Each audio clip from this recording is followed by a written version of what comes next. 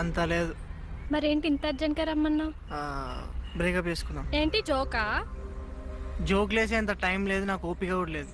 నాకు నువ్వు వద్దు. నిన్న నైటే కదా నిన్ను చూడడానికి పొద్దున్న కూడా వెయిట్ చేయలేకపోతున్నా అన్నావు. అను డైరెక్ట్గా చెప్తున్నా విను. లాస్ట్ మంతే మాస్టర్స్కి అప్లై చేసిన. నిన్ననే వీసా వచ్చింది. నేను కూడా మా ఫ్రెండ్స్ లాగా యూఎస్కి వెళ్ళి మంచిగా సెటిల్ అవుదాం అనుకుంటున్నా. అయితే ఏంటి, వెళ్ళు, సెటిల్ అయి వచ్చాక పెళ్లి చేసుకో, నన్ను కూడా తీసుకెళ్ళు. అదంతా అంత ఈజీ కాదు. ఆల్రెడీ మా ఫ్రెండ్స్ నాకన్నా 2 years ముందే ఉన్నారు. లాస్ట్ 2 years కూడా నీకోసం జాబ్ అని ఇక్కడనే వేస్ట్ చేసిన. మరి అప్పుడు లేని బాధ ఇప్పుడేంటి కొత్తగా? కొత్తదేం కాదు, ఎప్పటి నుంచో ఉన్నదే. మా ఫ్రెండ్స్ కొత్త కారు కొన్నా, కొత్త ఇల్లు కొన్నా, పై కంగ్రాట్స్ బో అని చెప్తే కానీ లోపల కుళ్ళుకోవడం నా వల్ల కావట్లేదు.